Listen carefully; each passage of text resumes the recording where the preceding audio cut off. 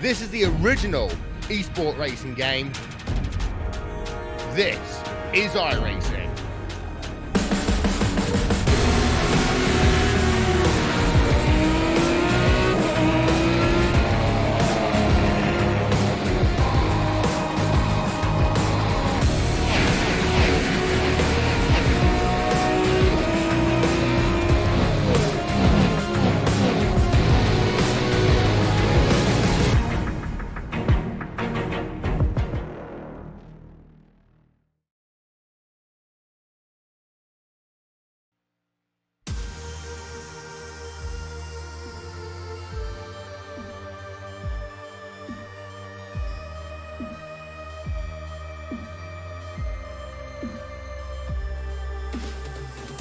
Live tonight for the virtual Daytona International Speedway, we say good evening, SimRacing fans, and welcome to LSR TV's coverage of the 2020 RealSimRacing Icebreaker Winter Series, supporting the Nevada Partnership for Homeless Youth. Happy that you're with us on your home for sim racing and the iRacing Esports Network as we are back on Monday nights from Daytona Beach, Florida. As always, myself, Evan Pasoko, alongside with Justin Prince in the LSR TV booth with you. Our director downstairs is Randy Cheneth, and the Winter Series is back after a one-year hiatus, Justin. An Xfinity Series season that trails all the way back in the history books to 2013, and it is back for the 2020 campaign, and it all starts where the Cup Series began in February, and that is on the high banks of Daytona. Thank you very much for having me once again, Evan. It should be an exciting race tonight and an exciting season. You mentioned the history with this series. That history and prestige has brought out some of the biggest iRacers in the entire service out from tonight, and various other drivers from various different teams and series, all looking to do one thing: to win the Icebreaker Winter Series Championship. It should be an absolutely fun one from start to finish. Going to be an absolutely curious winter time. And we're excited that this 2020 campaign is going to be supporting the Nevada Partnership for Homeless Youth, a big part of this series, and we'll be trying to work with them to help them raise money over the course of this 2020 campaign. Did want to note right off of the top that pledging to help us in that goal of supporting them and their cause is friend of the series, Tom Morano, who will be donating 50 cents for every green flag lap during the season to the NPHY. They're the most comprehensive service provider for the thousands of young people experiencing homelessness in Southern Nevada, providing access to life-changing services for homeless youth 24 hours a day at virtually every street corner in the state. NPHY's wraparound program to stabilize young people's lives, meeting immediate needs, and providing a safe, supportive environment and a path to self-sufficiency. So very excited, Justin, that this series is not only going to be an exciting one for everybody to watch starting tonight on over the course of the next 10 weeks as we race to the beginning of February, but also to have fun and support a good cause at the same time. Absolutely. It's great to be able to race and raise money for a great cause. Of course, to also try and battle the troubles of such as homeless youth. It's going to be a fun season overall, though. Already, 38-plus drivers are all set to go for tonight's starting grid, Evan. This is going to be a massive race and should be an exciting one. It is, as we get set for 80 laps and 200 miles under the lights in South Florida. Let's go trackside and take a look at tonight's LSR TV starting grid. As always, in real sim racing competition, qualifying is 2-lap single car runs, and the fastest tonight is Scott McClendon. His 49.342 will put him on pole position. And here's a throwback name. If you've been watching RSR for some time, it is Bobby Terrell on the outside of the front row. The number 4 car will start in second position. Ross Cato going to be inside row 2. His number 12 car will start from third position tonight, and David Brotherton alongside him in the number 4 spot. David Washington back behind the 98 car and rounds out your top 5. Jared Mogart, one of the drivers to keep an eye on for tonight. One of the top drivers in various different series on the iRacing service. Starts in 6th tonight. Sam Nieto starts in P number 7. He'll start alongside a familiar name in the RealSimRacing Names of Series, Brett McBride in the number 5 machine. Andreas Nunez starts in 9th position, and Thomas George rounds out the top 10 in the Milwaukee Chevrolet. Kyle Kamer still the grid up. There he is. He'll roll from P11, and Eric Stanford will start in 12th position. Chase Kelly rolling from 13th. Joshua Baird in 14th position. And in 15th, you find the 51 car of Bobby Krug. 16th spot is Michael Kuczynski. He's starting in that spot in the 30th position, while Kevin Pearson starts in P number 17. John Moreno bringing out the Ford Mustang in 18th spot tonight, with Steve Cunningham and Gail Brooks rounding out the top 20 starting positions. You'll find one more car to take a time at a qualifying session. It is the 43 of Sean Kalis, who should roll from 21st, although it actually looks like that car is not going to grid up. He may be starting from pit road, so he'll join the high number of drivers on provisionals. 22nd is Malik Ray, big name in this series. He'll be starting from mid-pack along with Daniel Everhart in 23rd position. Connor Horn starts 24th, and as the field rolls, you'll find Galen again mid-back P25. Nick Holzlander in 26th spot tonight in the 11 machine. 27th, Kyle Trudell, with Shane Parrish starting alongside him. And P number 28, Jonathan Cattell deep in the field. And that 69 Toyota Supra in 29th spot tonight. Steve Durham rounds out the top 30. And then to continue on through, Jacob Bradford is 31st position and John Rodden 32nd. Nicholas Caldwell and Todd Novosad 33rd and 34th. Final row on the grid, Jonathan Lawrence 35th and Andrew Friedage in P36. There are, though, 43 drivers competing in this series, so a couple of them missing out on the first week. And when you talk about a 10-race campaign, you're not really going to have a good opportunity to fight for the championship if you miss week 1, but we will see some additional names pick things up when we continue next week on Monday, December the 9th. Round 2 will be at the Atlanta Motor Speedway, but really Daytona needs no introduction. The 2.5-mile super speedway with 31 degrees of banking will be the host to this season opener. It's Under the Lights, and it is a Monday night on LSR TV, the iRacing Sports Network, and we're so happy that you're a part of this one with us and along with RealSimRacing and everybody involved in this series. The pace car is going to head down to the safety of the pit lane this time by, and Scott McClendon's going to take the green flag. Let's go Icebreaker Winter Series Racing for 2019-2020. Flag in the air, we're off and away from Daytona. And a lot of the cars on the outside line getting a bit bogged up, as well as many of the drivers at the edge of the top 20. But McClendon able to get a good launch on the bottom side. Cato already gets to the bottom. Everybody trying to shuffle their way down to that bottom line, the preferred place you want to be on these starts. And you can see that bottom 4-car length advantage. First time at a turn 2 and down the back straightaway. So the outside drop it back a little bit. Still spearheaded by that Ford Terrell, who started on the outside of the front row. A little bit of pushing down the back straightaway for the lead cars up front. The 22, the 12, and the 98. They were all up and on each other. But for the outside line, taking some more time to build up some speed as another car, the 00 of Jared Bogart, will also clear through on the bottom of the racetrack. So it's a 5-car advantage. Lap 1, though, to your pole sitter, it's McClendon, first time around. Now the question is going to be, how long can he hold on to it? Because one of the main things to think about is, 1, you're going to end up burning a lot of fuel if you, say, lead every single lap. You might have to pit, say, up to 2 laps earlier than the rest of the grouping. That's something you have to keep an eye on. 2, friends are where you find them. That outside line, they're starting to get friendly with one another, because David Washington's got a bit of a run on that high line.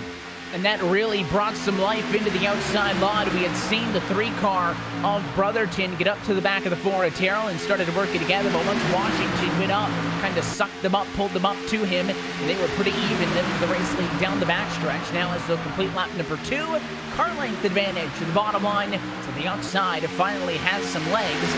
We'll see if David Washington can make a real bid here for the race lead in this one. Side by side through your entire lead pack.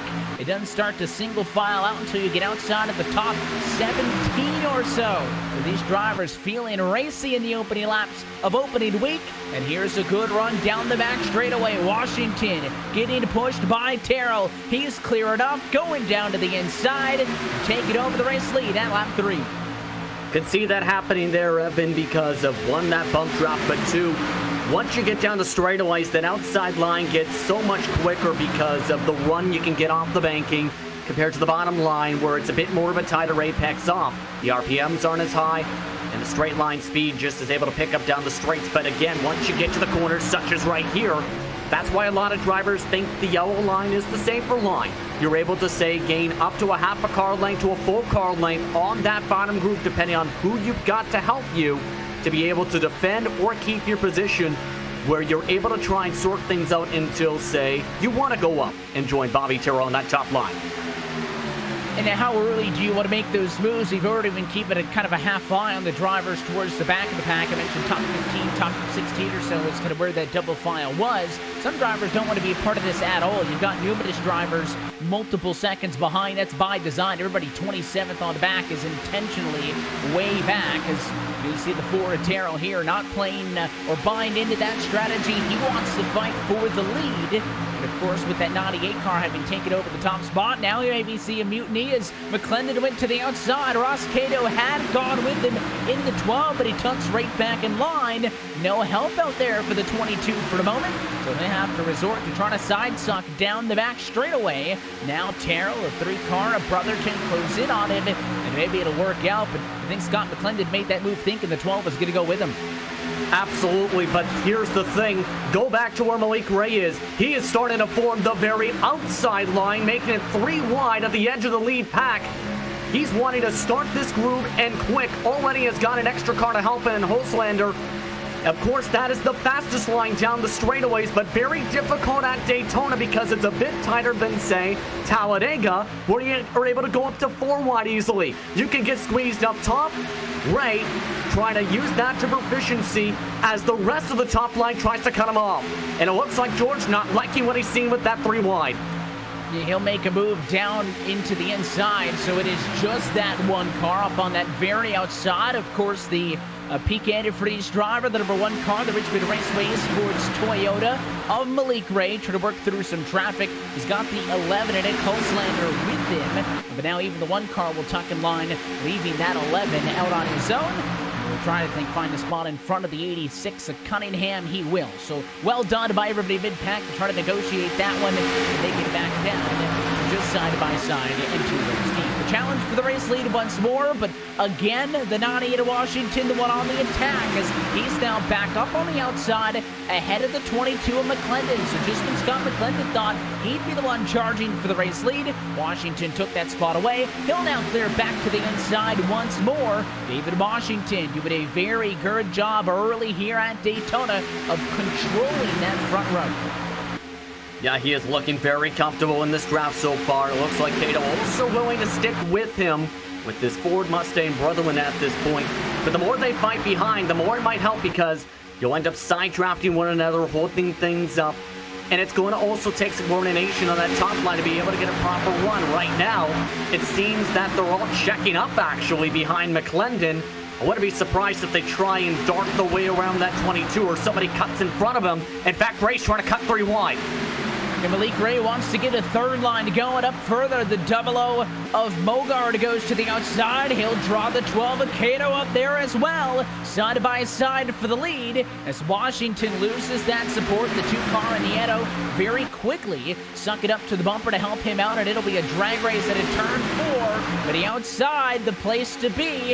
And first time this evening, Ross Cato to the lead. At the completion of lap number 8, he will be cleared by the time we get down to turn 1, and he will drop to the inside as here comes that 3rd and very outside. Still Malik Ray pushed by the 11 of Nick Holslander. Only 2 willing to go up top. And 1 car thought about leaving him, but they'll stay up on the 3rd lane down the back. Yeah, that Splash and Go Graphics 11 machine definitely committed to following Ray and being his wingman in this race. I mentioned you want to have friends where they find them, some of them discussing things before the green flag. Postlander had a huge bubble on that top side, however. He's forced to check back to the middle along with Ray as he nearly bobbled his way down to the bottom. And of course, the requirements to get into this series a little bit less so than what we saw for the Full Throttle Cup Series. You only need a Class C 3.0 license or higher, but I think all but a small, maybe half a dozen cars in the field are basically all A-class drivers. So you shouldn't be shocked by, the technicalities and the skill sets, but I really like what I'm seeing out of Malik Ray and Nick Holslander there because they're still working that third line, Justin. You see the one going to the third line again, but they're not all for broke as we see another push for the lead with an on-8 David Washington going on top, getting pushed by the 00 Bogard. He will not clear Cato yet, so they'll stay side by side. But oftentimes, back to that point, when drivers go to a third lane, they just get up there, they start pushing, and they kind of stick with it. Those two have been weaving in and out of the middle as to not drop back, and I think it's working out for them really well as Washington will get pushed back to the lead for at least the third time. Yeah, absolutely right now. Coordination is very key. A lot of these teams, again, as I mentioned, discussing things. A lot of these teams also practicing their drafting and bump drafting in tandems or in groups to make sure they knew what the limitations of these cars would be once they took the green flag. But I wouldn't be surprised to see, of course, by the end of the race, that's where the friends come away. But right now at this point, you're trying to set things up, keep it clean, and keep the battles going. Jared Mogart, though, he wants this lead right now on this top line. This is not to be a surprise.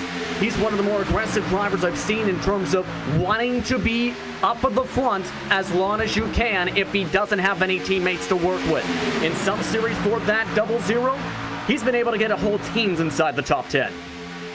And you can certainly see how it's paid off for him, trying to make those moves to the inside and back to the outside. But look at this with Washington. He could see that this time by, Bogart was probably going to have a run, but it's not going to pay off now. 22 crosses to the middle. Washington picks up on it, and somehow the big loser's Jared Bogart, who's going to be all on his own on the third lane. He'll drop like a rock, and all of that was the cause of David Washington, who saw the outside coming, and again, goes up to the outside to control that lane. Therefore, he's the one getting pushed back to the race lead where he just was, as opposed to a car getting around him and getting pinched down and on the bottom. So you want to talk about drivers who have been doing very good. Bogart had been in a very good position. Washington outplayed him on that one. Absolutely. In fact, really the rest of the middle line outplayed him as well. He probably thought that they were going to work with him and drive around Washington. They did not.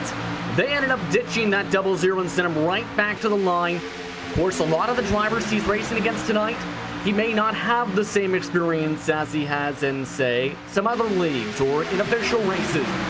Those are some things drivers may take into account of these restrictor plates. But Washington, he's got friends like McClendon, even though they're on different teams, willing to help him. Cato, willing to help him as well. And Ray, working with McClendon as he's now battling for the top 3.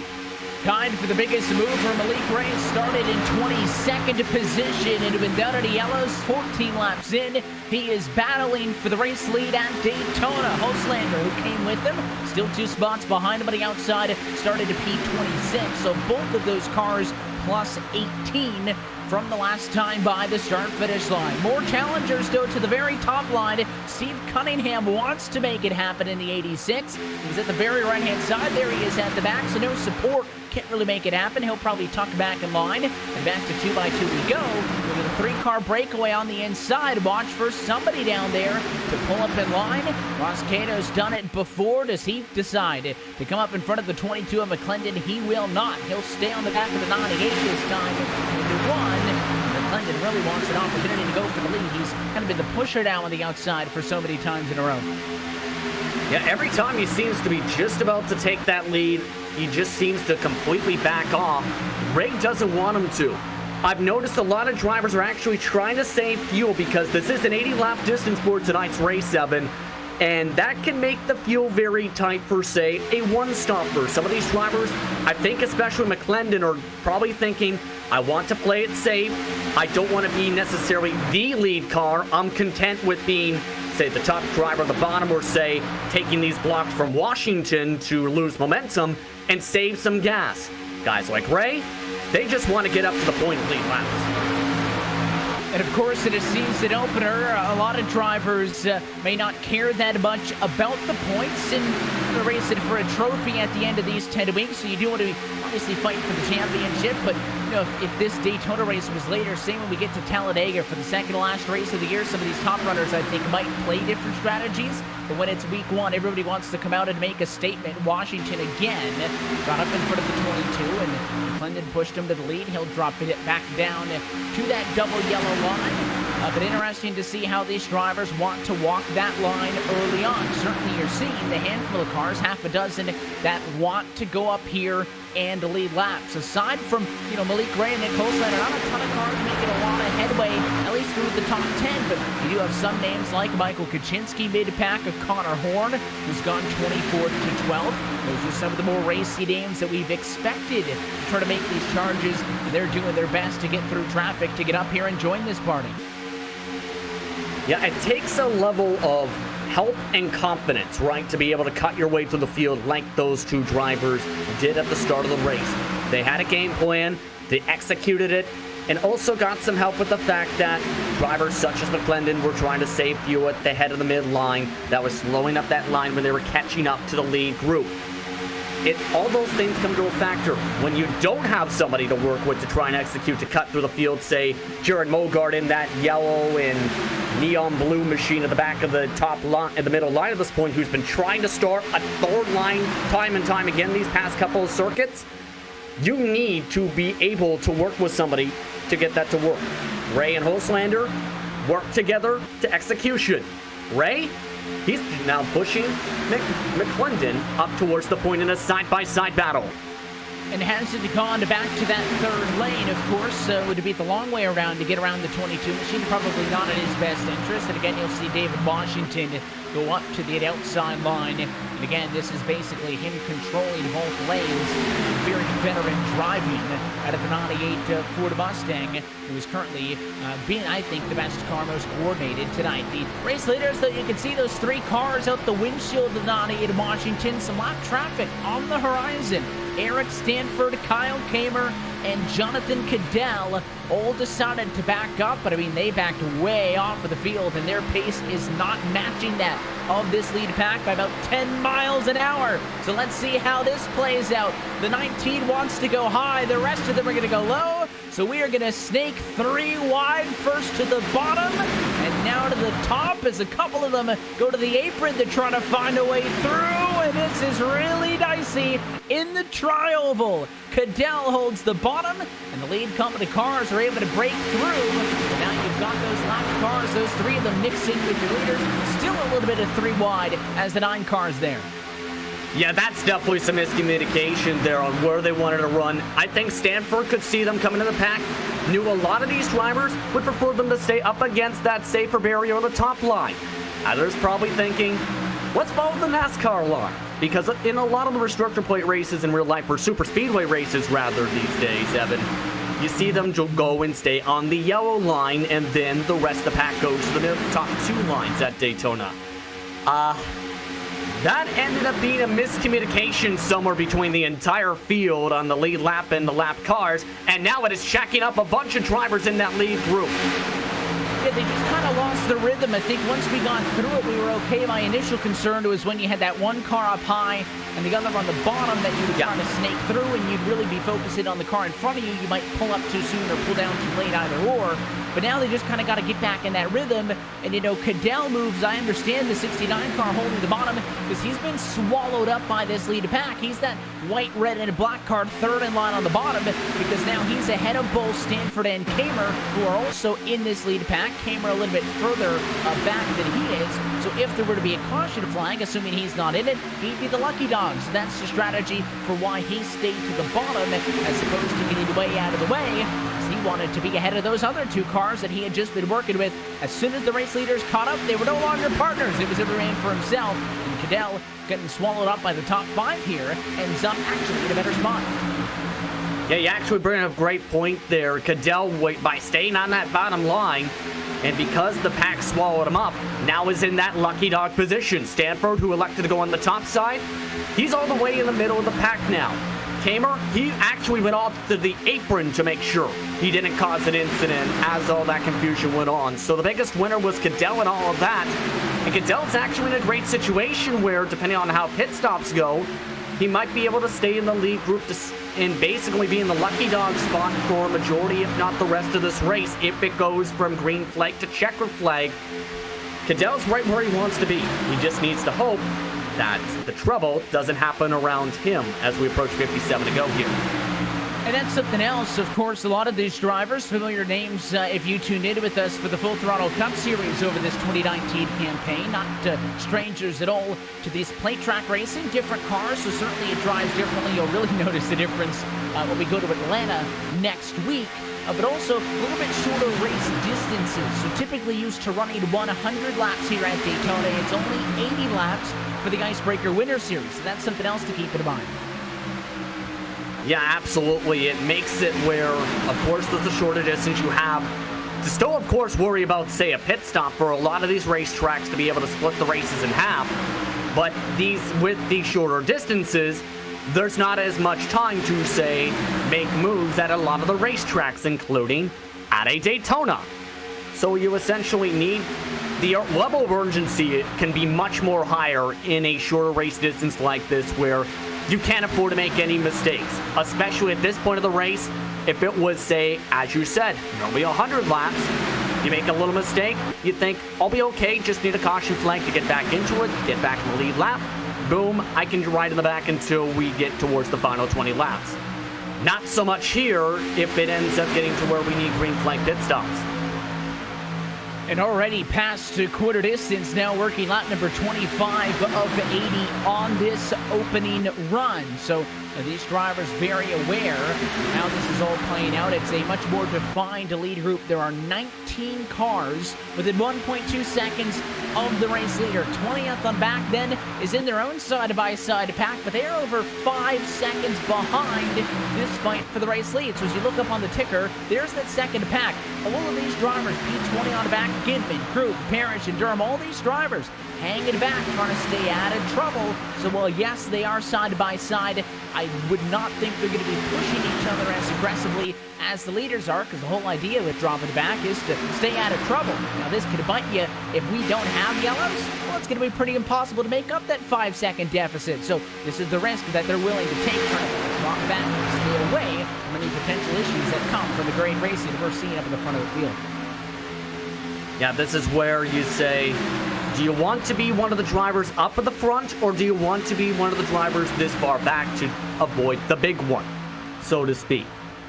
There's different philosophies, such as, say, the Aegis drivers, guys that is in the Freenosh, Parrish, Washington camp. Well, scratch Washington out of that. They usually prefer to stay at the back until the final 20 laps. Compare that to, say, a Malik Ray. They want to be the guys who set the pencil on pace up at the front of the field. You said absolutely, it's a risk. But it's a risk that a lot of drivers are willing to take because of the risks you see when it comes to super speedway racing and the potential for a big one, especially with the pack filled with this many cars still up at the front. That is always the concern when you go plate racing. That, listen, it's a lot of fun to watch, certainly from our perspective. And if you can get a group of drivers together, well, again, a lot of these guys have been racing around each other for so long that I feel like they're pretty comfortable with one another. It is a lot of fun to drive in as well. But things can kind of break out of control and get ugly very quickly as we run down to one. It's a great shot just now seeing that second pack at the very far end of the screen there with the triangle. As this lead group continues to pull away, they just have more cars, and that's why they're running about a half a second per lap faster than that second group. So those drivers who drop back are only going to fall even further back as this race continues. Yeah, they're in a very troubled spot right now. The pace is near similar even with the cars, yes, but it's all right now they're somewhere in the range of, from the front of the field compared to the front of the field of these drivers in the lead pack compared to the front of the field, as you mentioned, with the second group. about half a second a lap slower as these laps continue to tick on down with that mile-per-hour difference. At this point, if this race goes green, they're in a situation where they might never catch up, absolutely. And of course, that would be a tough way to start your season, to try to play it easy, drop back, and think you're kind of outsmarting the risks, and you put yourself in a hole just to begin the season with. But there is a long way still to go at Daytona, so I'm most certainly not going to count anything out at this point. Still watching, of course, what's going on up at the front of the field, and not that it doesn't matter, but at lap number 29, side by side for the lead isn't that consequential, but especially with David Washington's stranglehold on the front of the field here. You just saw the outside drop back a little bit, so Cato will tuck out from the inside line and go to the outside. All of this in an attempt to challenge David Washington for the race lead. But if the 98 sticks with his strategy, he'll probably pull up when he feels like the 12 car's getting a run and just control that outside line for himself down the back straightaway. He'll actually let that 12 get alongside him. A little bit of a challenge for the race lead. Now 30 laps in from Daytona International Speedway, the season opener for the 2020 RealSimRacing Icebreaker Winter Series, supporting the Nevada Partnership for Homeless Youth. Happy that you're with us on LSR TV, the iRacing Esports Network. Evan Pizzocco, Justin Prince with Randy Chennett, along with you this evening. And so far, clean and green as Cato 5/1000ths off from leading at the stripe, but it's his into turn one, into the 12 car. I think Washington was thinking about this, knows he's got a game plan. He's led a majority of the laps in control of the field. You'd said it right there. But the thing is, you burn a lot of fuel by doing this. So I think Washington might be looking at the fuel numbers and saying, I need to start saving to make sure I can pit with the rest of the pack. If you cannot pit with the rest of the pack, you are in a situation where you are hoping you just catch up to them at the tail end once they come out of the pit lane. So Washington at this point, I think he's still going to fight a little bit, but I wouldn't be surprised if he rides at least behind Cato for a couple laps, or does exactly that and wants the lead right back, saves a bit of fuel off the 12, letting him go that last lap. Now gets the push from McClendon to get the lead back this lap. And it seems like Cato's really the only one that Washington is allowed to get in front of him, too. So I don't know if those two drivers coordinated beforehand, but, 12 car got in front, let a lap, but on the 8 car now right back to the outside. Will get shoved by Scott McClendon, who really deserves an opportunity to get back to the race lead in this one after starting from pole and getting challenged on lap 3, having the lead taken away from him at that point. But it seems like the 98 and the 12, whether it was a pre-agreed upon strategy or if they've just kind of flown by the seat of their pants and figured this out, but they certainly have got things on lock as these drivers now 7 laps away from getting to halfway home to be able to make it the distance in this on potentially just that one and only pit stop, if that is what it comes down to. You see Blake Rain, the one who made that spirited charge and then kind of slowed down since then. You also have Nick Holslander, P9 from P26 at a grid. Connor Horns now in the top 10. And I do want to give a shout to the 20 of Nicholas Caldwell. Started 33rd on the grid. He's up to P13. He's your new biggest mover. Here's the onboard shot with him as he's about half a dozen or so cars deep in that outside line. You actually got a little bit loose coming off the banking in turn 4, and that is one thing I want to touch upon real quick. These tires are getting to where they're getting somewhat worn. They don't wear too much, of course, on the super speedways. The thing is, though, tire difference can still come in. Say you take no tires or 2 tires. At the end of a, say, 60 lap stint with those tires, you're going to potentially have to lift on corner entry or lift off the corners to make sure you don't snap loose in front of the pack at Daytona. That is something that we've seen a lot in the past. Cadell is in that situation where he's having to do that despite moving up through the field as much as he is. A couple other drivers are entering that boat. Caldwell that time bobbing a bit to the right this time off turn 4. As they're going to reach the 71 of Brooks, who did get some damage as they were trying to, as this lead pack reached the other lap cars before. You can see the 98 and the 12 continue to shuffle around in their own exchange of 2x2 as that 3 wide is going to pay off. Everybody minds their business, and no issues there. And interestingly enough, I actually think in the quarter here at Daytona, not the worst place to catch lapped cars. Any other racetrack, that's kind of a concern, but once you get locked into the quarter, you really seem to be okay, and Washington will move back down to the bottom line. So if it indeed does stay green, you are possibly looking at a 19-car race for the win, assuming that, again, that second pack that is now 11 seconds behind is not going to be able to make that out without the assistance of a restart. So how many race cars do you need to come down to pit road with to have enough speed after the pit cycle to make this work? Because I'm sure everybody in this, Justin, would much rather break away into a 6 or 7 car pack than run at a 19-car pack. But, you know, it's a lot easier to pit with just 2 cars, but you're not going to have speed. It's a lot more sketchy to pit with all 19, and that's a lot of fast cars when you get back out in the draft. So I'm curious how many allegiances are being made in this lead pack right now, and when drivers decide to come down to the pit lane together. If you're on the top side, you ain't getting down pit road, so I guess that's a good sign on how soon drivers are thinking about coming in. You're not coming down if you're still up top. That's actually a really good question, because it really comes down to not just the amount of cars you have. It also comes down to how coordinated the cars you have in your group end up being, right? Because if you, say, have 10 drivers who are scattered around side by side drafting one another, that's not going to be quick compared to even, say, 5 cars lined up single file on the racetrack potentially. So there's a lot of factors that come into it that, as you mentioned, these teams are thinking about and trying to make sure they plan for before they dive down to the pit lane. And mind you, Evan, this is a difficult pit lane to get into. There's a reason they call it Calamity Corner here at Daytona. Certainly is. And listen, these drivers have all had, I'm sure, the highest of highs and the successes at Daytona. And they have also had the races that don't go their way. So you kind of come into these expecting the worst. And, you know, whereas at most tracks, if you don't walk away a winner, you're pretty disappointed.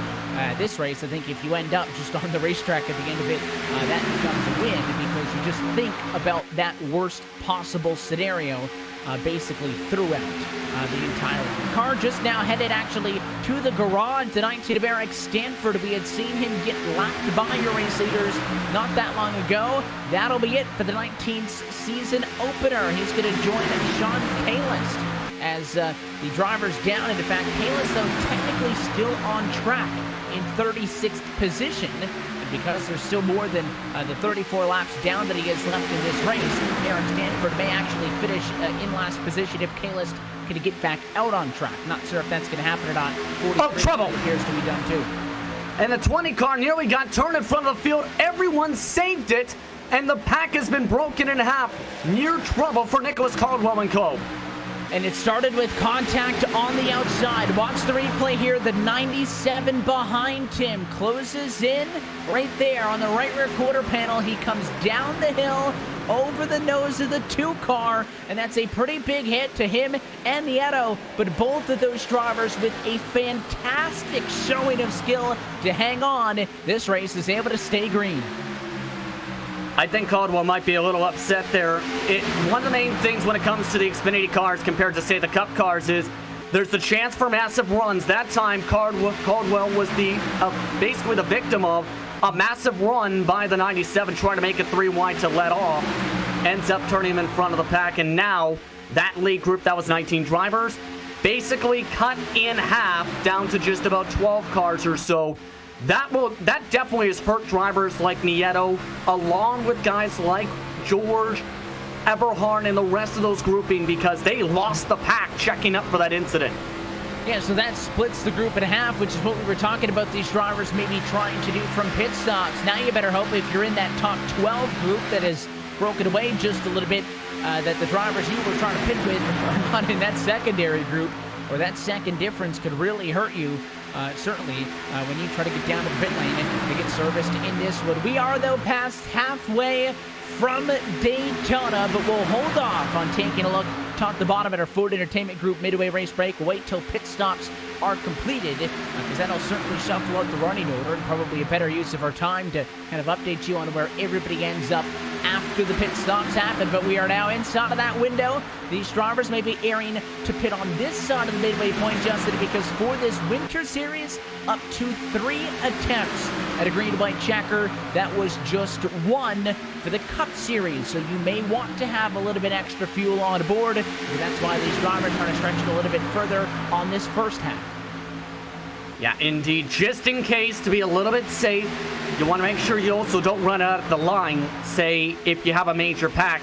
But it looks like the second pack of cars is coordinated to come to pit this time by Evan, coming to lap 43. Well, they're discussing it on the radio right now as your race leaders head down the back straightaway and into turn 3. They're, of course, discussing that over the driver chat, so all the other drivers can hear that they are deciding to come down pit road, and we'll see if other drivers agree. Here they come. McClendon's going to come in from the race lead along the 69 car. That's Jonathan Cadell, a lapper. David Washington's in way too hot. I think he made it. Oh, cars are spinning. Horn. And cars are spinning on the track. The 12 car of Ross Cato slammed hard into the wall. We are still green as they just get out of the way from the second pack. More chaos also as Andres Nunez missed the pit road entry, so he ended up off and into the grass. There's the replay of the contact with Cato. As you can see, it was he and the 23 getting together. The 23 car of Joshua Baird came down on him, trying to follow the 86 in front of him. No yellow for that one. We stay green. Only 2 cars involved, so the yellow flag not going to come out. Yeah, that has huge implications, and unfortunately for Ross, he was one of the top drivers, tried to extend an extra lap for the fuel mileage, and just ends up having the driver come down and door him, just not realizing the situational awareness. Ross getting the very worst of that situation. I'm surprised it didn't involve a big one with the rest of those cars, though. He has to come down with the rest of these cars that are pitting this time. So he is going to limp home. You can see more cars on the pit lane right now. Malik Range, your new race leader. He's also down at pit road with McBride, Holslander, Terrell, Kuczynski, Cunningham, Thomas George, Sam Niano, Kelly, Caldwell, Brooks. They are all in. So that almost completes the entire cycle as Tom Morano also going to come to the pit lane along with Josh Rodden, Kevin Pearson, Bobby Krug. So in a 2 or 3 lap window, everybody trying to get their service of 4 tires and fuel. Yeah, Ray right now is one of the drivers furthest ahead, but keep an eye on where Washington's coming. He is working with Cadell and his cars down the backstretch. Ray might actually jump that pack. In fact, it looks like he might be just enough up to speed to be able to blend into the lead group and be able to be one of the contenders, if not just ahead of it. In fact, he's lined up with Holslander, his friend, who charged up for the field with him, and Rhett McBride. And he needs them to get to the bumper, and that is going to happen. The biggest concern for Malik Ray there is it's he, Holslander, and Rhett McBride together was that if they could not get hooked up, they were all strung out, it was going to hurt him. And through this exchange, they are able to successfully beat the rest of that lead pack out. A 2-second advantage by pitting in and out to give them now the race lead in the second half of Daytona. What you're looking at now is that secondary group led by the 98 car of David Washington, the 3 of Scott Brotherton, along with Scott McClendon. So that is this next group. The other driver in the mix here also is Jonathan Cadell. Remember, he is a lap down leading this pack in the 69, not for position. But 4 cars are faster than 3, Justin, so they're going to catch up to that trio up front. They go to the outside, the challenge for the lead. It looks like they will, and Cadell's going to make the first move high. At a 6-mile-an-hour difference. The difference in these packs, Cadell was getting bump drafted by Washington. The 3 drivers were still staying spread apart at 189 to 192 miles an hour. But the run just died up at the right time from that bottom line to make it a fight for this race lead, with Cadell being used as a pick. But Washington, with the help of that draft, in a great spot to try and dive down. No, he's going to let Cadell get his lead lap back. Oh, and he's not going to go down, though. Thought there was certainly room for Cadell to go down, but again, doubt Malik Ray wants to be that kind, and the 69 probably could have forced the issue. Didn't go.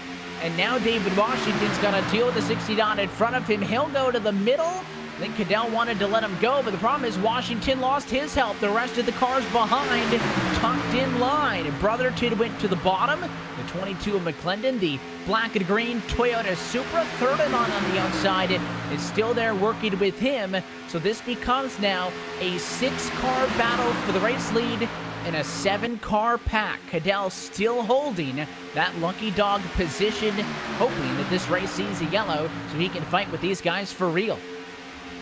Yeah, he is still in a great spot right now, but here's the concern.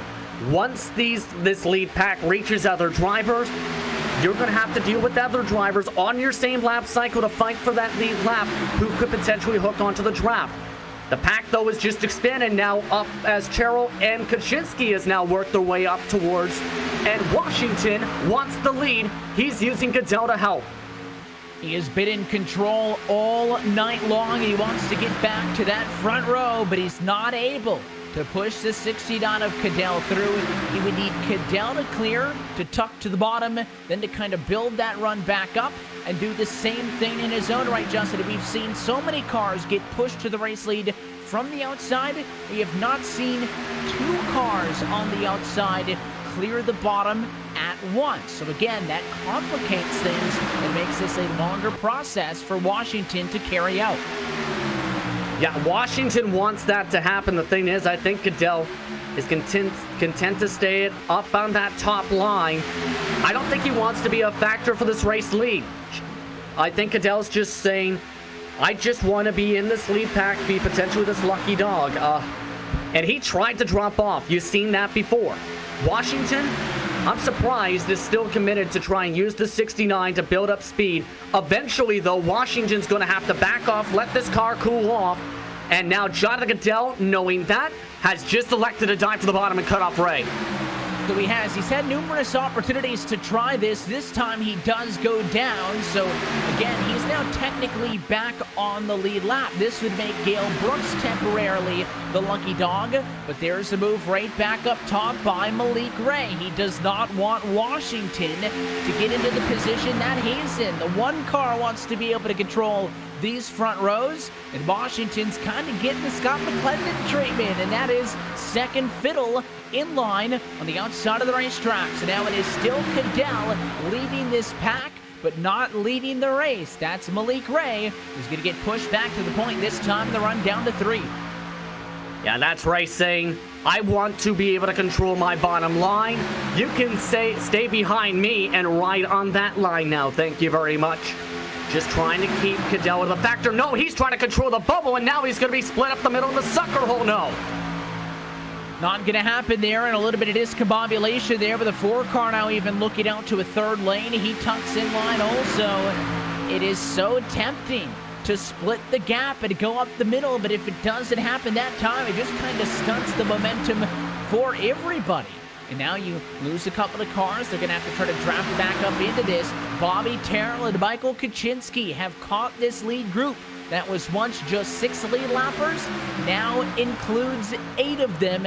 And I think realistically, this time by, looking for 29 laps to go, and we determined amongst these 8, unless we get a yellow, because P9 on back over 5 seconds. That would certainly be a tall order to make up. There are also these drivers in this grouping 0.2 of a second quicker a lap. So the drivers that are way far behind, that group continuing to include Eberhardt, Horn, Mogart, Cunningham, and George. They need more cars to have a hope to be able to reel in this lead group.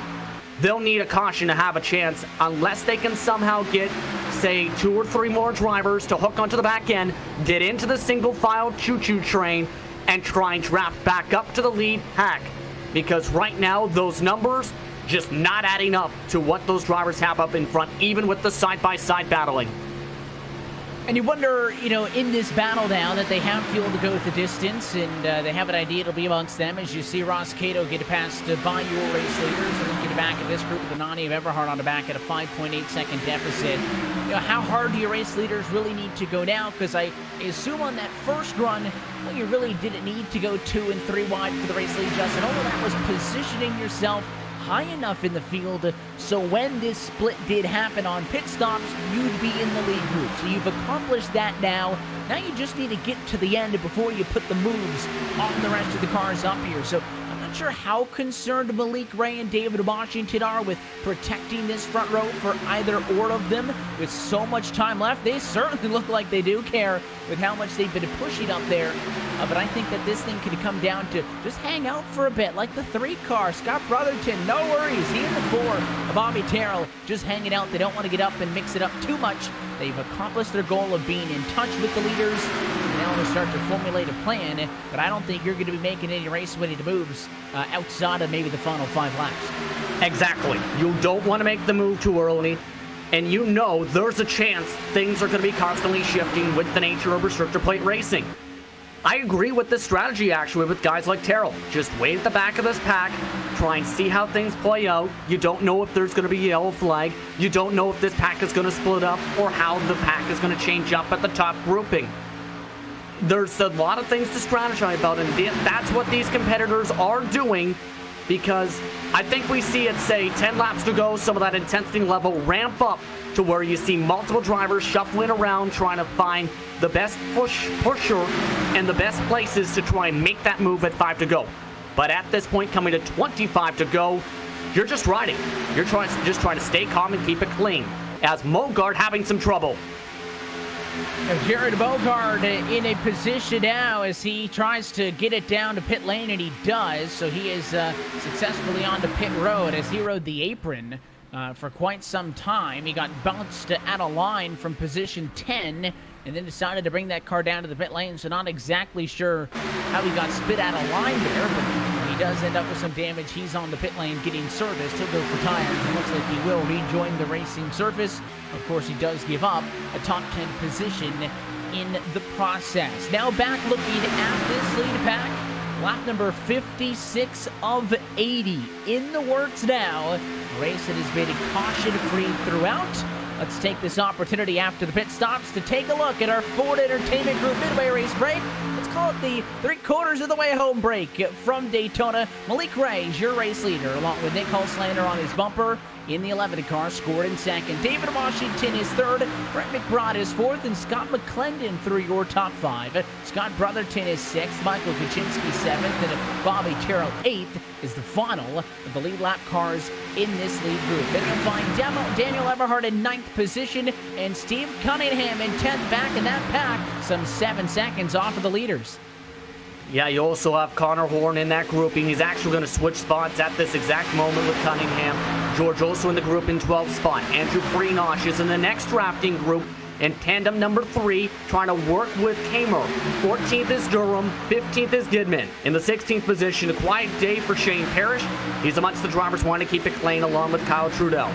Sam Nieto, he was one of the contenders before that incident we've seen prior to the green flag pit stops. Has a slight bit of right front damage. He's in 19th and actually dropping behind the not for 20th with Bobby Krug nearly making some contact in pack number 4.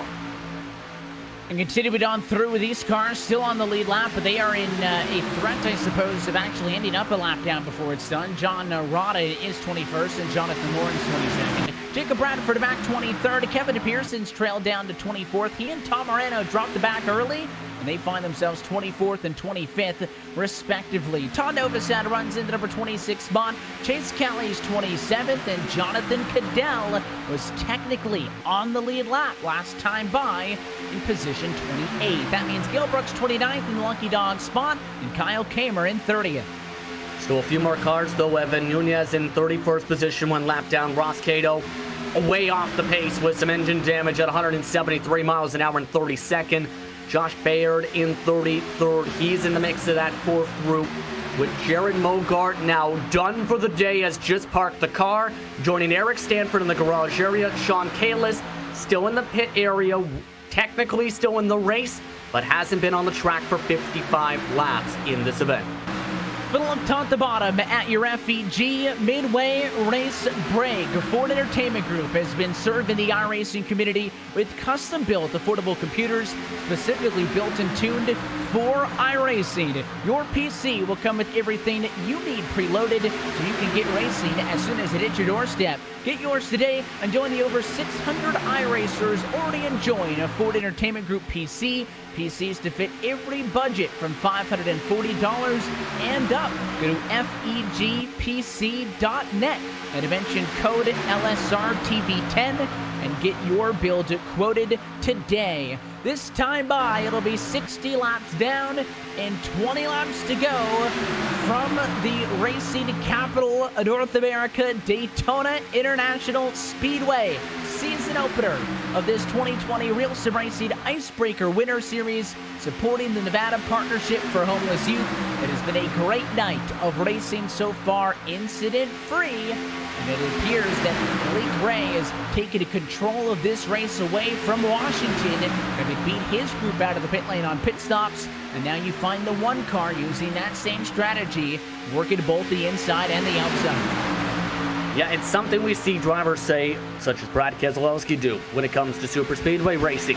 Control the bubble, maintain the draft, and try and make sure the drivers behind are forced to lift or have to deal with air to where they can't keep the run going to try and maintain the lead. The thing is, though, Ray has the chance now to do what Washington was trying to put a position in before but couldn't capitalize on. Have Cadell be that main car on the bottom side to be used as a pick for position to make it harder for anyone on the bottom line to make a pass and make it even harder for anyone on the bottom line to try and follow for position. It's going to be interesting to see what happens in these final 19 or so laps here, Evan, because I'm surprised that it's been caution-free, but the racing has been very fantastic throughout this evening and fairly clean for the most part. And of course, if you're maybe new to watching some RealSimRacing action here on LSR TV and the iRacing Esports Network, this series runs fixed setup. So all of these drivers running exactly the same setups. Of course, you do have your choice of the Camaro, the Mustang, or the Supra. And actually, a lot of Supras out there. 5 of your top 6 sporting the Toyota emblem this evening. But that's really the only difference, is the cosmetic differences. Everybody out there with an equal opportunity to fight for the win. And Daytona is already the great equalizer as is. There's a good look at the one at the front of the Supra as you're looking off of the back of the one of Malik Ray to the nose of the 22 of Scott McClendon. We'll race into one. And a little bit of a bobble, actually, for the inside line. The 11 Holslander A-OK. Lap traffic going to have to squeeze high. It's the 12 of Cato on the double yellow. And a very good job by our leaders to move it up to get around, but a small bobble on the outside. Here comes McClendon. It's a mutiny on the one of Malik Ray. He'll get help from the outside line, trying to take the top spot away, but he's going to get left up there. Now here comes the 11 car, Holslander to the outside, and everybody breaking loose at the front of the field as the 11 goes for the lead. And McClendon seen an opportunity, knowing Ray wasn't moving all the way up to that wall. He thought, I've got the run, may as well try and see what I can do. Instead, it actually helped Ray because now he's hooked up with Holslander, and he's now the race leader. They've been together and very strong, wing tandeming all night long. This is actually exactly what Ray and Holslander, I think, may have wanted in their respective driving cars. Yeah, it looked like it was going to end up bad for Malik Ray as you see Holslander drop down to the inside, because when they moved up for the lap traffic, McClendon ended up on the outside of Ray, and he hesitated for a moment. If he didn't hesitate, I think he and Kaczynski could have hooked up and made the pass. Instead, They bobbled a little bit, and then it was the 11 filling that gap, and now you've got 2 cars that have been working together, occupying the front of both the inside and the outside. Malik Ray ends up exactly where he was just 2 laps ago, so no change there. And I think that attempt by the rest of the field to try to thwart this strategy by the one car has actually only put him in a more comfortable position. Yeah, now he gets to race with what is essentially his teammate at this point. You can basically say that with the Splash and Go graphics car, the Splash and Go graphics design Richmond Raceway Esports machine on that top line. So now it's going to become the question, what do you do if you're the rest of the pack now? When do you decide the move? We talked about wanting to make sure you don't go too early. I think we're going to slowly start to see these groups figure each other out and sort out which drivers are going to be able to work with me and help me get to this front of the pack if this thing goes green under 15 to go this time by. Getting into the home stretch here from Daytona, still waiting to see. And honestly, I wasn't expecting those guys to make that move at that point. I don't think it was, kind of a pre-planned thing with that little bit of hesitation. They just saw the opportunity with the lapped car holding on the bottom to try to make it happen. Because I still think 18 laps at that point, and now at about 14 laps to go, is still too early. Now, if you're a little bit further back, Bobby Terrell, Scott Brotherton, 7th and 8th, the cars making up the back of this pack. There's also some more lapped cars hopping on here. Chase Kelly, Kevin Pearson, Tom Morano, Todd Novosad. The back 4 cars in this group are all lapped cars, not fighting for position with our leaders. Probably fighting with each other over potentially being in the lucky dog spot if Cadell's leading or not. Although with the 11 of Hulslander in front of the 69, I think that kind of locks Cadell into a lucky dog position if there were to be a yellow. At least when the 11 wasn't there was a chance he'd actually be scored as the last car on the lead lap. But, if you're back there, Terrell, Brotherton, maybe you have to start thinking about getting up from row 4 to the 3rd row. And, maybe try to get to the 2nd row. Anything's possible, especially when we widen out this racetrack at Abigo Racing 3 wide. So if you're back there, maybe now's the time to think of it. But if your race leader is 13 laps to go, that's still an eternity. Yeah, there is still a lot that can happen. We still haven't seen a massive crash. We still haven't seen really major pack breaking up in this race. There's also another thing to keep an eye on. Just about a quarter of a straightaway up the road, there is a line of 7 more lap cars they're going to have to deal with. That is the pack 18th on back. What do you do once you reach then? Do you try and do the same thing we've seen when they reach just Ross Cato on his own with engine damage? Or do you try and just play it cautiously, and play it safe? I think things are about to crack wide open here with 12 laps to go with how everything has been going with this race, and with all the drivers in this lead pack being the main contenders the rest of the way here, it looks like.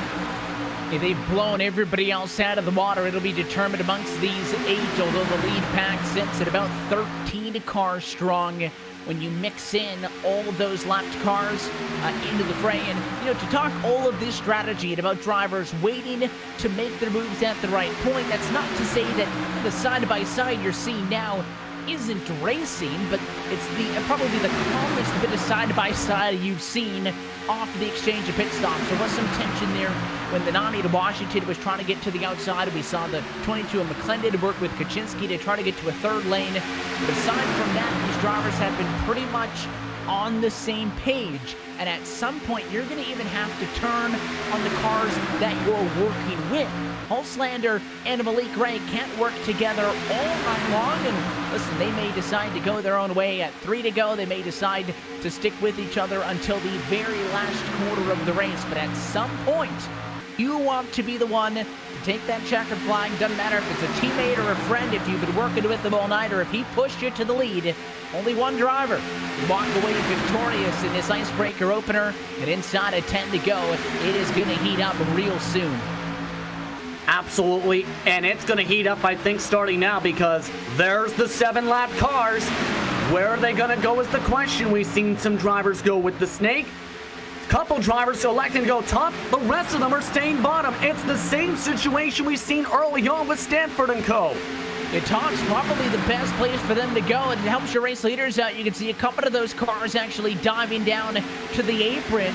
But Rodden, Caldwell, Nieto, and Krug hold the bottom line. So your race leaders are going to have to siphon up to the outside. And look at the move by Hulslander. They're not going to give the inside room to work with. And the 5's going to get turned. McBride is sideways. And a wreck at lap number 71 for the first caution of the night. And you can see that coming as soon as the 4 drivers elected to stay on the bottom. There was a massive speed difference, and that massive checkup just led to a 4-car bump draft in the middle of the corner. And with the Xfinity cars, if you bump draft in the middle of the corner, you're essentially going right around, and you're going to have an upset driver. McBride, with all of that, in the circumstances, getting bumped from behind Washington to the checkup, and around goes the rest of the cars. First yellow flag of the night. More than 5+ cars involved in this one. And tough to blame, the 11 and the 1 car did the smart move is instead of moving up to give the bottom lane space in the middle, they just held their line. So watch the jump the Cadell line. The onboard shot here with the 90, it's going to be the best view. They just check up and over. There's very little opportunity for David Washington. He's out of gas at this point, but they're just slowing down by about 8 miles an hour to match the speed of those slow cars who held the bottom lane. And when you're on the bumper like that, that onboard shot really illustrated it. You just can't see around them. You don't know how hard that checkup is going to be. And with the first caution flag of the evening, all of a sudden, it is not an 8-horse race. And we are going to have a restart, close to 5 laps to go. Your leader should be good on a fuel to the end. So Holslander going to drive right on by pit road entry. And it looks like the rest of your race leaders are going to do the same. Bobby Terrell forced in from 5th. That'll be for damage repairs. Yeah, there were a decent amount of contenders tonight that just absolutely got damaged, or others who have been riding with damage this entire night and are now finally able to get some of that repaired because of this very, very, very long green flag run. But now every contender is basically just mixed up. You said it yourself. We went from an 8-horse race to what could be at least 15 horses that might be fighting at the checker flag in this one, who did not have to come down for damage repair. And Holslander and Ray have commanded that front row to try and get themselves coordinated. It's going to get interesting and going to get wild. And they do benefit of having control of both the inside and the outside row for the restart. So they will be able to coordinate that start somewhat if they do want to tuck in line with one another. If Holslander wants Ray to tuck it on the bumper, or if they would rather just go side by side to kind of block off both, I'm not going to say both lanes, I'll say the bottom and the middle lane, because I think this restart coming up is when we'll see that third lane probably come into effect. Malik Ray's not going to have to be the one to force it. I'd be looking back to Kaczynski in 4th. He's got Bobby Terrell behind him, but Terrell drops out actually with the damage, so I think it might even be Brent McBride assuming that position. Interesting to see Terrell, though, Justin, to come down pit road for repairs, but the 5 of McBride opt to stay out. The 5's the one who got turned around at the back end of that Chevy Camaro. Ain't looking all that hot, but he's going to stay out there and try to fight through these last couple of laps on a restart, looks like. Yeah, you might want to take a look at this 7 car, because I think the reason he did this is he's thinking if it stays green, he might be able to, or pardon me, the 5 car rather, in P number 7, pardon me, apologies there. He's hoping that this race has a bit of trouble and that he is not going to lose too many spots. That's a major gamble is the problem here, Evan, because that car, if you got engine damage, no one's going to want to work with you. That back end alone is going to make drivers not want to work with you and try and get to the top line to drive around you. So it's a massive risk. But if you have someone willing to stay behind you, he might actually be able to finish higher than, say, where he might have if he did go down the pit lane. Coverage of tonight's RealSimRacing Icebreaker Winter Series season opener is supporting the Nevada Partnership for Homeless Youth. The NPHY is the most comprehensive service provider for the thousands of young people experiencing homelessness in our community, providing access to life-changing services for homeless youth 24 hours a day at virtually every street corner in southern Nevada. NPHY's wraparound programs stabilize young people's lives, meeting their intermediate needs and providing a safe, supportive environment and a path to self-sufficiency. NPHY's individualized, holistic services empower young people to not only achieve long-term independence, but to craft the futures they want for themselves. We encourage you all to go to nphy.org for more information on how to seek help and also to volunteer and to help make a difference. Again, the 2020 RealSimRacing Icebreaker Winter Series is supporting the Nevada Partnership for Homeless Youth. And we're getting set for the final restart in tonight's nphy.org 200. I guess it could be the final restart, Justin, but just because we made it over 70 laps without a yellow doesn't mean that these final 5 are guaranteed at all. We mentioned under green flag conditions and a big rule change as the lights go out on top of the pace car from the Cup Series to this Winter Series is the amount of green-white checkered attempts goes from 1 to 3. So we may be far from over tonight at Daytona. Well, at this point, with the 5-lap shootout potentially and those green-white checkers to think about, you said it's going to be every man for themselves. I wouldn't be surprised in even a lap 3 off this green flag, if we get to it, drivers trying to go 3 wide in the middle of the pack to try and charge up, because there's not a lot of time to get yourselves there. Many of the cars that are still up here have been up here for a majority of the race. Some of them are damaged. Washington, McBride, some of them in that 3rd run. They're going to draw major concerns by plenty of these cars, who I wouldn't be surprised try and take them 3 wide to make passes. It's going to get nuts. And right now, if you're that 11-1, you're hoping you can control that calamity and control that insanity and hope you're able to get a push to the checker flag.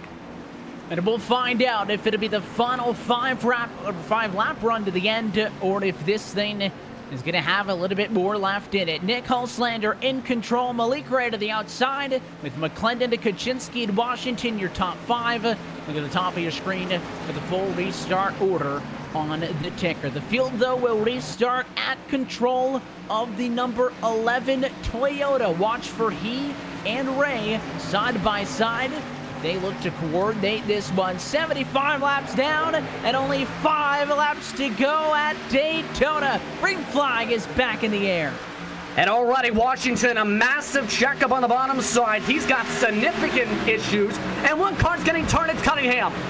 He's going to get spun. It's just the 86 all on his own. No caution. We stay green. There is a lot of 3 wide back of the pack as they're all discombobulated. But up front, oh, now the 22 is going to get turned. McClendon is sideways at a 2. The 22 car will lock it up also on his own.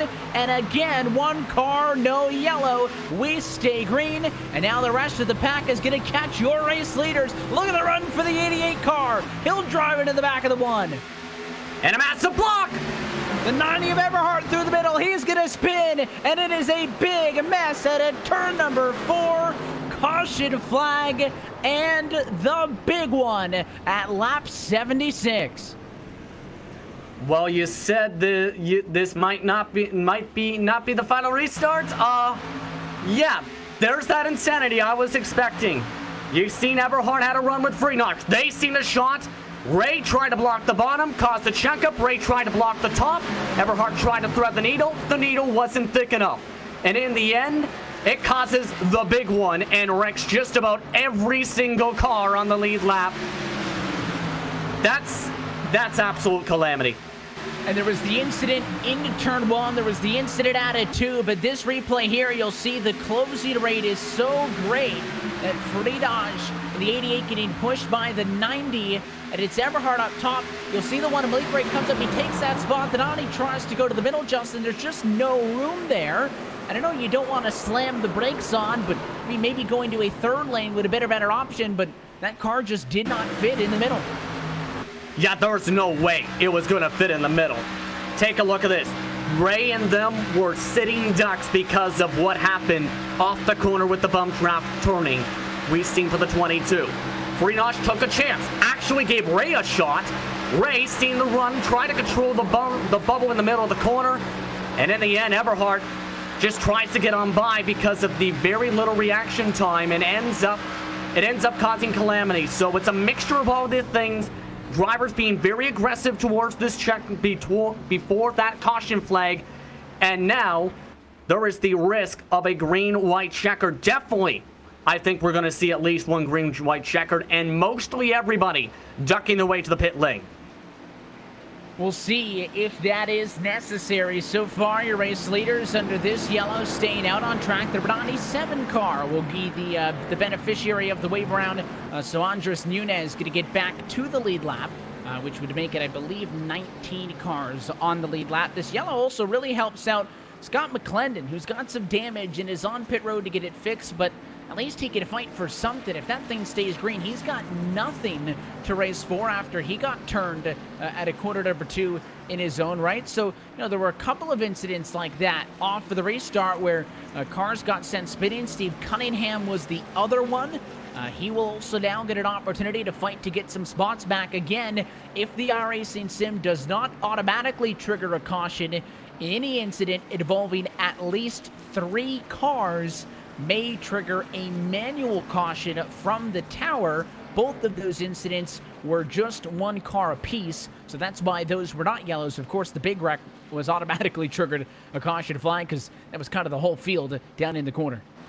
Yeah, but one of the main things you've seen in all of that, and a lot of the fans, I think, are noticing that too, is Ray's still up there. He's got only a little bit of damage because he had to fight that car to save it in the middle of the banking off of turn 4. If he snaps around or even goes sideways, there's a chance he loses spots to Freenage, Eberhard, and half of the top 10 at the very minimum. And now he's in a situation where he might be able to still have a shot. He's got a decent amount of damage, which is going to hurt his speed. But it's going to get interesting since we got the GWC up from the tower. It probably would have gotten the lights to go out on top of the pace car this time by, but because there is now that green and white checkered protocol in the service, there are no longer those 1 lap dashes to the end. So this will extend into green and white checker territory, which means we just have to go into overtime. So expect those lights to go out next time by, and then it'll be 2 laps at a time. If a yellow flag comes out, we'll try it again before the white flag. If you get all the way around this 2.5 mile super speedway and then there's a wreck, well, it may still be subject to penalty points and a race review by the race control after the race. You will get to the checkered flag and the race will be official at that point. So I guess as good as the time to mention as always, Justin, you can't go below that double yellow line. It's always been the rule on these plate tracks, and we'll see how tight these guys want to walk that line. I'm thinking, though, they're going to be closer to the wall than they are going to be down on the bottom. I'm thinking third lane's going to be the play. I think so, too, at this point. You're hoping you're able to get someone to work with the second car. You find your way up to that top line and fight as hard as you can down the backstretch to get a run to try and time it up into the corner. And then we see how those runs end up turning out. It's going to get nuts. And we still, of course, have a few damaged cars who are going to be up at the front. Eberhard stayed out in that. He's got a demolished front end in the no-name motorsports machine. Freenage, he's got a destroyed front end a little bit. Crushed in on the right front is on his first sale Chevrolet Camaro. Then you got drivers with clean cars mixed in amongst this who do not have damage to deal with, who are going to be trying to charge forward. Like I said before the start of the last restart, there's the chance for potential craziness, and we're about to see that craziness. 1 to go. Lights are out on top of the pace car. This was to be the last lap of the NPHY.org 200. Instead, we do go into overtime, and your race leaders staying out. All of them that didn't have to get damage repaired, that is. This can tie back into the fact that drivers opted not to pit at lap number 40, which would have split the scheduled distance in half, that they opted to go those extra 3 laps or so. That could be the difference, along with the ability to save a little bit of fuel here under this yellow in the last one. I think that's why a lot of them are able to go to the distance, because they stayed out that little bit longer. That foresight really playing off. Yeah, that's actually a great point. If we get to a third GWC, there's the chance we see maybe some of those cars get very close to the edge of making it, if not potentially run out off the exit of turn 4. But right now, the drivers are focusing on one thing: get to the white flag, make sure the race is official, and fight for the race win, because this has been a stellar of a season start for the RealSimRacing Icebreaker Winter Series. Somebody is going to come away with the checker flag. The 10-race campaign starting tonight at Daytona. We'll be with you every Monday night now through the finale on February the 3rd at Phoenix. Catch them all here on LSR TV and the iRacing Sports Network. The first checkered flag, though, is in the flagman's hands as we get set for a green-white checkered finish at Daytona. Green flag in the air as we go overtime. And the top line having some trouble. This time it's because Krug is down on speed, and that is miscombobulated. Everyone 8th on back. The third line is already developed. Yeah, Eberhardt was real slow. You see the Nani car. They're going to go 4 wide on the inside. He just does not have the speed, probably from damage leading from the most recent yellow. So up front, 5 cars on the bottom. Now 4 down there, 2 to the outside. But the 2 car can't make up his mind. The yellow, bottom to high, bottom to high. He'll stay down on the inside down into turn number 3 as it is just Malik Ray up top. Here comes the 9 of Thomas George with him. Some aggressive side drafting from Malik Ray at this point. He's got some help with George. If they can get to the white flag, this race is official. It looks like they will to try and determine it. It's going to come down to just these 7 drivers. White flag up in the air. This one's going to be official for the Icebreaker Winter Series season opener. Holslander led at the white flag, but it is Malik Ray challenging on the outside. Right now, they'll race for second to the back straightaway. And George asking for some help, trying to get it from Caldwell. And it looks like him and Ray are starting to get a touch bit of a run compared to that bottom side. Going to come down potentially to the stripe. Final time in 3 and 4. Is the 9 of George going to give enough of a push to Malik Ray? Or is Holslander going to be able to hang on the bottom of the racetrack? Here we go, and the dash to the checkered flag. Holslander low, Malik Ray to the outside, but the challenge is not going to be enough, and Holslander wins the Icebreaker opener at Daytona. A stellar finish to this one, and Nick Holslander, one of the drivers who started the back all the way back from 26th spot, comes away with the checkered. And we've seen how his speed throughout the night of that Splash and Go Graphics Toyota Supra was this evening, ends up leading more than 20 plus laps all the way to his victory. We hypothesized when would those 2 split up, and Malik Ray gave it a run off for the final corner, but there was no door banging. It was a clean run to the finish as the 11 car, after leading 22 of tonight's 82 laps, gets the victory in the season opener for this 2020 Icebreaker Winter Series campaign. You can see some of the drivers driving by to give him a congratulations as he will celebrate on the front straightaway as the winner tonight at Daytona. We'll take a quick opportunity to step aside. When we come back, we'll go trackside, talk with your top finishers, and get you set for next time out Atlanta on the calendar next Monday night. You're watching LSR TV's coverage of the RealSimRacing Icebreaker Winter Series, supporting the Nevada Partnership for Homeless Youth. Post-race coverage from Daytona next on the iRacing Esports Network.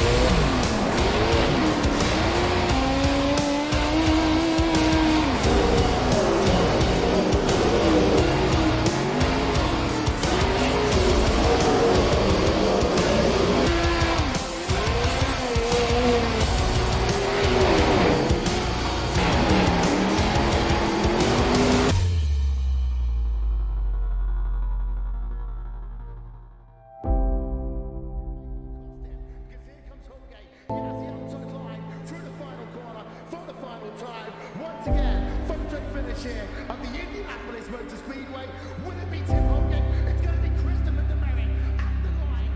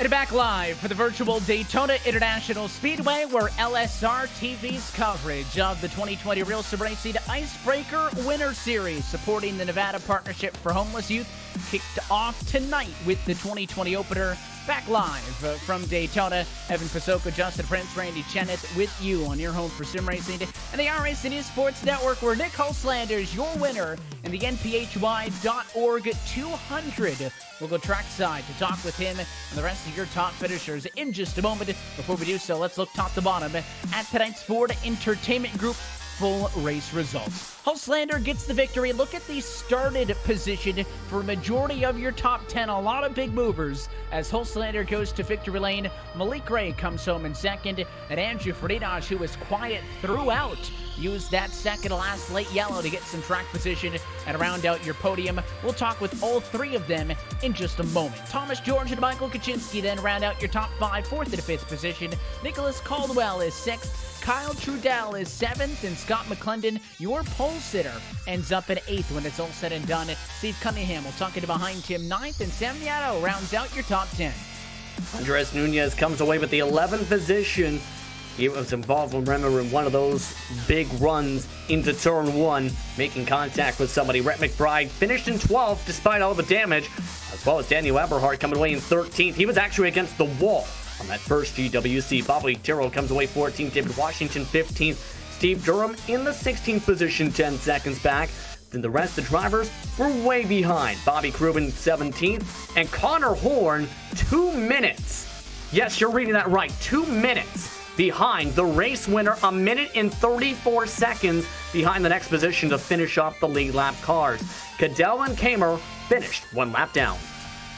A valiant effort for all of these drivers. Many of them found the issues late on those late 2 yellows. So it would include Kevin Pearson 21st and Jacob Radford 22nd. Also a lap down, Jonathan Lawrence 23rd, Todd Novosad 24th, and Gail Brooks in P25. 2 laps down is Ross Cato and Joshua Beard 26th and 27th, with Galen Gitteben 28th, Tom Moreno 29th, and Shane Parrish rounding out your top 30.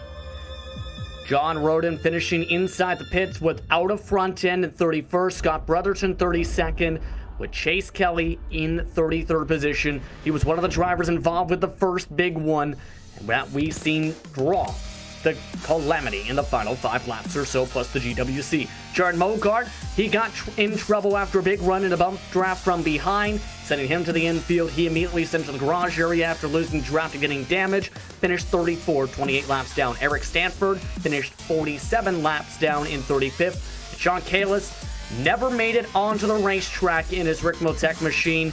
80 laps down, P36. To look top to bottom at your Ford Entertainment Group full race results. FEGPC has been serving the iRacing community with custom-built affordable computers, specifically built and tuned for iRacing. Your PC will come with everything you need preloaded so you can get racing as soon as it hits your doorstep. Get yours today and join these 600 plus iRacers already enjoying a Ford Entertainment Group build. PCs to fit every budget from $540 and up. Go to FEGPC.net and mention code LSRTV10 to get your build quoted today. Let's go down to Daytona International Speedway, Victory Lane, where we're caught up with tonight's NPHY.org 200 winner, Nick Holslander, who takes the first checkered flag of the Icebreaker Winter Series campaign. Nick, congratulations on the win. This one seemed like that it was in the cards early. You and Malik Ray moving through traffic early on, and of course those late race yellows made it, I'm sure, a little bit more difficult than it needed to be, but still able to round it out. Yeah, man, that was pretty interesting. I wasn't expecting to, Malik kind of decided at the middle of the race there. He's like, no, let's just go to the front. I was like, all right, let's do it. And it kind of came together there. And we were able to kind of hold them off. I don't know if you noticed there at the beginning, there was 3 cars that were kind of switching back and forth and really holding us up. And then when the green flag pit stops came out, we really got ahead of everybody. David Washington's group had that control up front, and you were able to get in front of him on the exchange of the green flag pit stops. And it looked like at that point, the first 3/4 of that secondary run to the end of the race was pretty calm, except right out of the gate. It seemed like staying in front of him as he tried to make a challenge to the outside to reestablish that front row positioning. Seemed like keeping him behind you was really imperative to you guys. Yeah, especially at the end. I was really hoping to go, caution free, to be honest with you. But, it happened, and somehow we came out with it. I was very surprised, though. Obviously, it's a 10-race season, so you don't have many opportunities to start from the wrong foot, and there's always a chance that you come plate track racing, and that happens. There is another plate track race, the second last of the calendar for round number 9, but to get the race win in the opener at Daytona for both of you to end up on the front foot and play from an advantage as we head to Atlanta next week, how's that important in the grand scheme of things? Yeah, I think it's been pretty important. I'm just hoping going into Atlanta, I think I've got pretty good speed there. That'll be good. I mainly want to thank, our RealSimRacing for putting it together and Splash Me Go for my paint scheme. Well, we appreciate you being a part of the series, Nick. We also appreciate the time. Congratulations again on the win this evening, and we'll catch you again next Monday night. Yeah, thanks. Your winner tonight from Daytona International Speedway. Nick Holslander gets win number 1 of the 2020 campaign. Malik Ray, alongside with him, comes home second. He's trackside with Justin. Thank you very much, Malik Ray, coming away in that second spot. Just coming away, just about 5/100ths, just that amount away from the checker flag tonight. Malik, what's going through your mind after this race with that long green flag run and then the calamity starting the final 10 laps or so of this race? I kind of had an idea that was gonna happen within the last 4 or 5 laps. I figured that it was gonna be like that. So, but I had a ton of fun. Me and Nick had a blast. He mentioned as well, though, that about midway through the race, I believe it was mentioned, you decided, let's just go to the front. What was the reason behind that decision to say, let's go all the way up to the front and try and take over the lead of this race? Because at the end of these races, it's always harder to head towards the front because everyone's going 3 and 4 wide. So I figured I'd try it early on when everyone's just riding, 1 or they're just going 2 wide, and they just left open the outside wall. So I just tried to use that to get up front.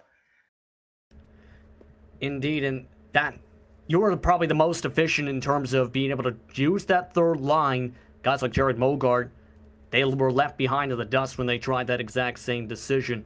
But of course, people are probably wondering about the final run on that last GWC. You had some damage from that incident that led to the GWC. What was going through your head as you were trying to get the push from Thomas George, as well as getting a draft from behind from Caldwell on that top line, battling Nick, trying to fight your friend for the W? My car was pretty killed, so I was never expecting to get the lead out of it, but I appreciate Thomas for his help. And I think before the white flag we were in 5th or 6th, but because of Thomas's push he was able to help me get up to 2nd. I think he got 4th. So yeah, I appreciate his help a lot. Next race is at Atlanta Motor Speedway. Your thoughts on that 1.5-mile circuit? I love it. I cannot wait. That's one of my best tracks on the service. I look forward to it. You definitely sound like you look forward to it. I can hear a bit of the smile on your face. Now, real quick, before we let you go, is there anyone you want to thank for being a part of you and Nick's 1-2 finish tonight? Thomas for his help out of turn 4, Sim Seats and Sunoco, and Cosman for his paint schemes, and Richmond, and you guys for broadcasting. I appreciate all you guys. Thank you very much for the time, Malik. Congratulations on the second place finish to start the season. Thank you, man. I appreciate it. That was Malik Gray coming away second tonight in the season opener for the RealSimRacing Icebreaker Winter Series.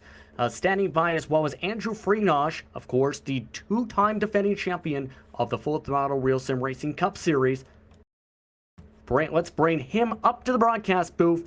He started in 36th position and was at one point at risk of being potentially even out of the picture completely. Was in the second and third drafting groups much of the night before the caution flag put him back into the conversation. Andrew, crazy finish to this one, especially the final 10 laps plus the GWC. What's going through your head after this wild one?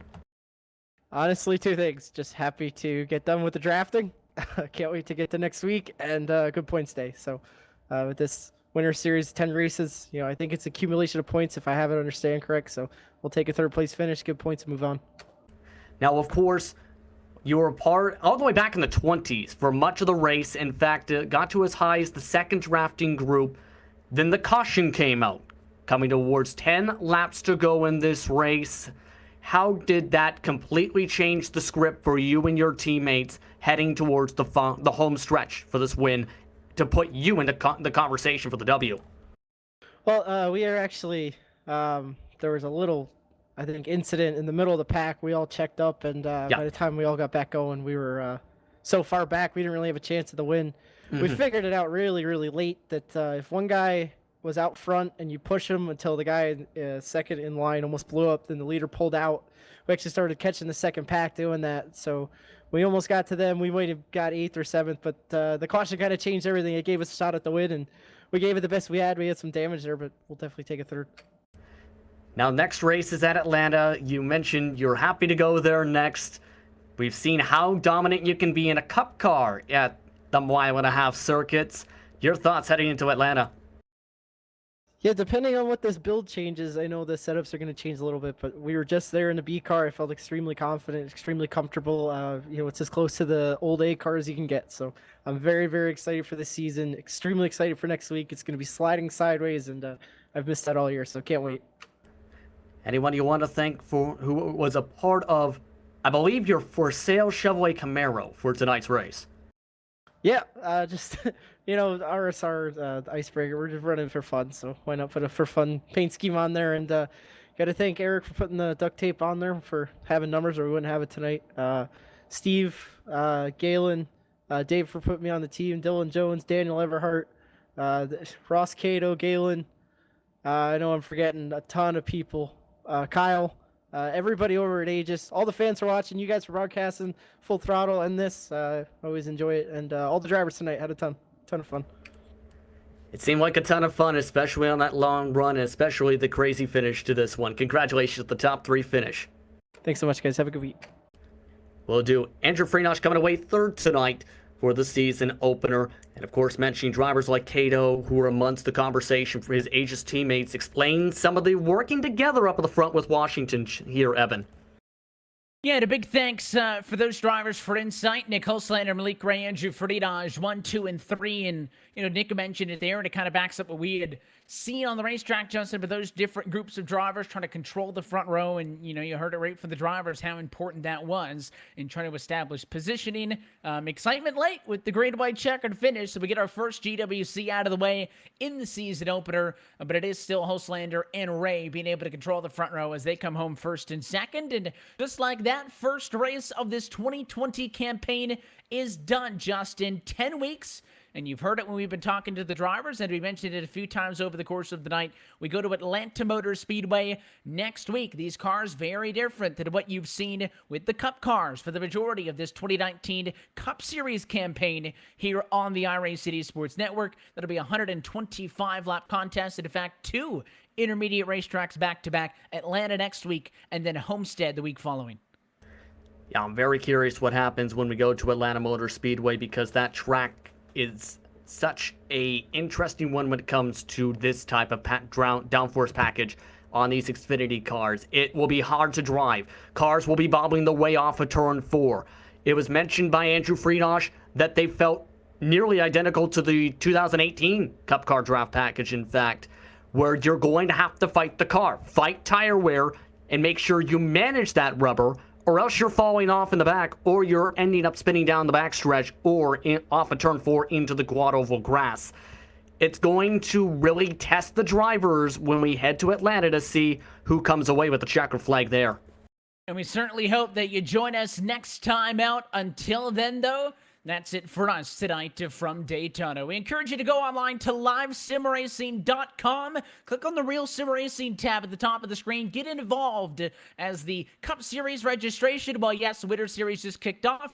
In the new year, 2020 info for the Cup Series, it's just around the corner. So that's where you can find all the info on Real Sim Racing. We're also on Twitter at Real Sim Racing, and you can search it on Facebook as well. Same way to keep up with us at LSR TV. Go to facebook.com/LSR TV official, and on Twitter at LSR TV for more information. On behalf of our entire team, though, behind the scenes, the people who make these happen night in and night out, and of course, for your broadcast team on these Monday nights. For myself, Evan Pasoko, for Justin Prince, and our director, Randy Jenneth, want to thank you for tuning in and congratulate Nick Hulslander, winner in the opener tonight at Daytona. Action picks up again next Monday night. That's Monday, December 9th. It's a 9 o'clock Eastern time start. That race and every race of the 2020 Real Sim Racing Icebreaker Winter Series, supporting the Nevada Partnership for Homeless Youth, going to be found right here on LSR TV and the iRacing Esports Network. Until next time,